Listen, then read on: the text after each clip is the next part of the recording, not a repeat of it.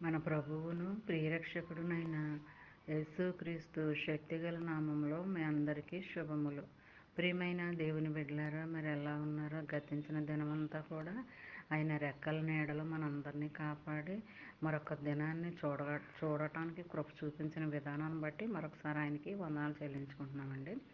ఈ దినము దేవుడు మనకిస్తున్న వాగ్దానము 1వ దినవృత్తాంతముల గ్రంథము 29వ అధ్యాయము 12వ వచనం.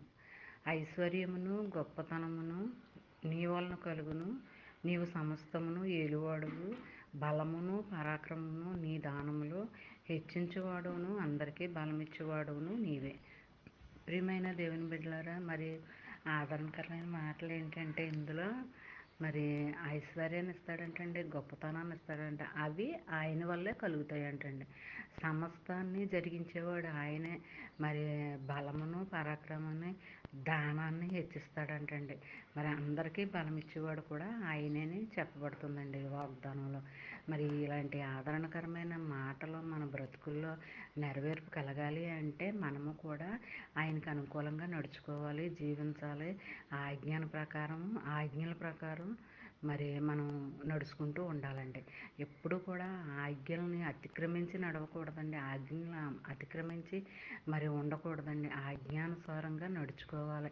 అప్పుడే దేవుడు మన పట్ల కనికరాన్ని చూపిస్తాడు, జాలిని చూపిస్తాడు. ఆయన కృప మన పట్ల అంచెలంచెలుగా అలా విస్తరిస్తూనే ఉంటాడండి. అవి ఎప్పటికీ ఆగవండి. ఒక్కసారి అవి విప్పబడితేనండి ఎప్పటికీ ఆగవన్నమాట అండి. అలా కృపని కుమ్మరిస్తూనే ఉంటాడండి. అలాంటి దీవెన ఆశీర్వాదకరమైన వాగ్దానాలు మనం చదువుకుంటూ ఉండాలండి. మరి అప్పుడే మనకి, మన కుటుంబ సభ్యులకి, మన బిడ్డల బిడ్డలకి ఎంతగానో మేలుకరంగా, దీవెనకరంగా, ఆశీర్వాదకరంగా ఉంటాయండి. మనం చేసే ప్రతి ప్రార్థన కూడా మనల్నే కదండి, మన కుటుంబ సభ్యులను కూడా కాపాడుతుందండి. వెన్నంటే ఉంటుందండి. ముందు వెనక, కుడి ప్రక్క, ఎడం ప్రక్క మరి ఆయన కాపుదలు ఇచ్చి మనల్ని ముందుకు నడిపిస్తాడండి. అది మనం ఏ పని చేసినప్పటికీ, ఉద్యోగమైనా, వ్యాపారమైనా, ప్రయాణమైనా, అది ఏదైనా సరే అందులో నీకు లాభకరంగానే చేస్తాడు కానండి నాశనకరంగా ఎప్పుడు కూడా చేయడండి. దేవుడు నాశనాన్ని మనకి తలపెట్టడండి. మరి ఎప్పుడు కూడా ఆయన బిడ్డలంగానే మనం జీవిద్దాం కూడాను. మరి ఈ చిన్న వాగ్దానం మైండ్లో పెట్టుకుని ధ్యానించుకుంటూ ఉండాలని కోరుకుంటూ, గాడ్ బ్లెస్ యూ.